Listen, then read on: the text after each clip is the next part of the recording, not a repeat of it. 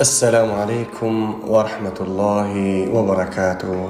بسم الله والصلاة والسلام على رسول الله صلى الله عليه وسلم. اللهم رب اشرح لي صدري ويسر لي أمري واحلل عقدة من لساني يفقه قولي. وبعد، دوستان عزیز، الله سبحانه و تعالی هر یک قدمی ما و شما را نگهبان باشه.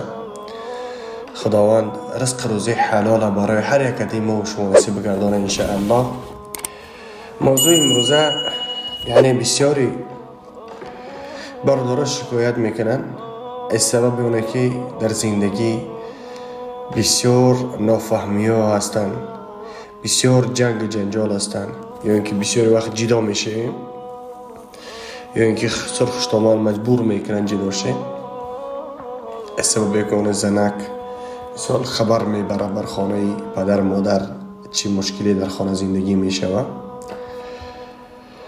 یعنی بسیارش پرسان میکنی که زن دیده و گرفتی، یا که نمیگه پدر مادر رفتن برای پدر مادر تعریف کردن که بهترین زنی صالحه های. پدر مادر میگه برای ما توصیه دادن و ما رد کردن نتوانستیم پدر مادر را، پس میگه ازدواج کردیم. یعنی مقصد مطلب چیست که پیغمبر خدا صلی الله علیه وسلم میگه که با 4 خصلت زن بگیریم. یعنی 4 خصلت عین حال در جامعه رید که بگیم شاید که از میلیون یک تا پیدا کنیم به این خصلت ها، اما بگیم دیگر خصلت هاشه انشاءالله که کوشش کنیم پیدا کردن میتونیم.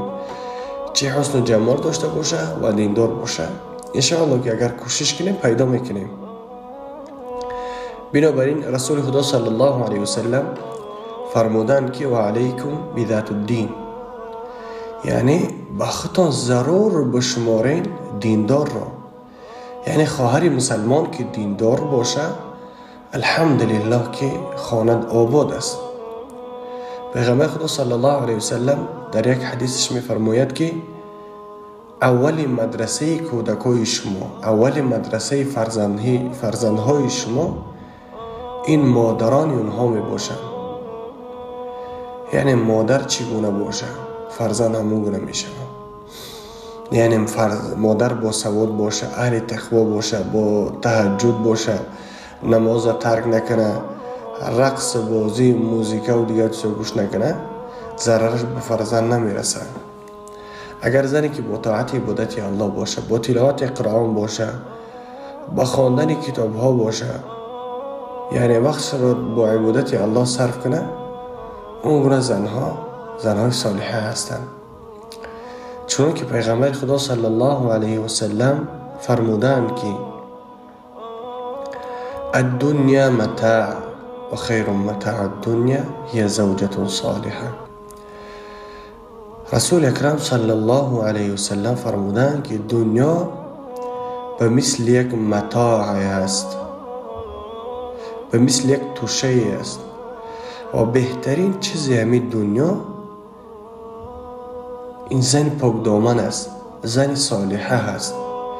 به همون خاطر برادران عزیز، یعنی پیش از همه زن صالحه را جستجو کنید، بکوید.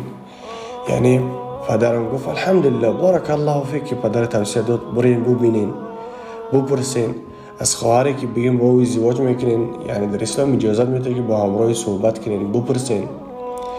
بعضی خواهرها یعنی ازدواج میکنن، شوشون میکنن، یعنی جین زده گفتن میبرنش پیش ما.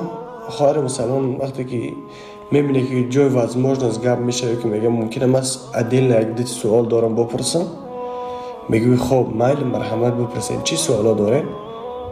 میگه من دیگه مرد رو نغز میبینم، من مجبور به این مرد دادگی هستم که من 19 ساله هستم، مرد 35 ساله 36 ساله هست، به خاطر پول شده مرا برای این دادن.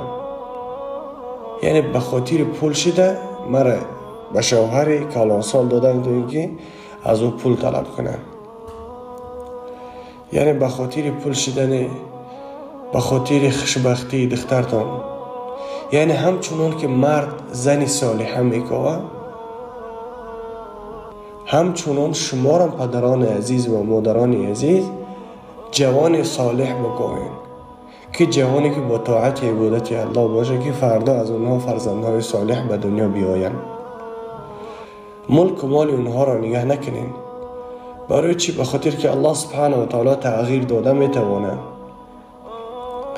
یعنی میتونه که انسان در مدتی کمی رزق و روزیش چنان زیاد کنه که حساب کتابش گم میشه.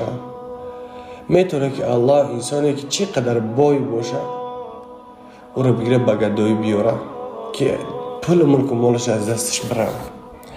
بنابراین به خاطر پول ملک و مال ازدواج نتین، فقط به خاطر الله باشه و به خاطر دینداری اسلام باشه. این است مطلب ما، تا اینکه در دین اسلام خدمت کرده بتونیم که شب بخیزیم عبادت الله را بکنیم، بتونیم که وقتی که فرزند خود را تربیت کرده بتوانیم که بچم این حلال است، این حرام است، این سفید است، این سیاه است، این حق است، این باطل است. همه چیزها را باید ما و شما تعلیم داشته باشیم و برای فرزندان خود تعلیم بدهیم. الله سبحانه و تعالی هر یک از ما و شما را هدایت بده و توفیق بندگی عطا بفرماید. برای انسانانی که حج میخواهند بروند یا اینکه حج نکردن، رقم هایی که بگیم در پایان هستند، اینا برای حج رفتن و برای انسانانی که حجامه میخوان بکنن شهر سنت پترزبورگ، هم برای زنها و هم برای مردها حجامه 1000 روبل انشاءالله. میتونن که زنگ بزنین و در خدمت هستیم انشاءالله. از دعای صالحتون مرا فراموش مکنین. هر کجایی که باشین الله سبحانه و تعالی نگهبانتون باشه. و کدام برادری که انشاءالله که به زن است، الله سبحانه و تعالی زنهای صالحه را براش نصیب بگردانه. و هر خواهری که به شوهر است یا که هر پدری، هر اپایی که به شوهر است، الله براش شوهرهای صالح نصیب بگردانه، تا اینکه از اونها فرزندهای صالح و صالحه و سالم و سالمه به دنیا بیایند که اونها با طاعت عبادت الله باشند. از دعاتان ما را فراموش مکنین. بیمار هستیم کمی، الله سبحانه و تعالی هر یک از ما و شما را شفای کامل و عاجل عطا بفرماید. با دعا باشین. السلام علیکم و رحمت الله و برکاته.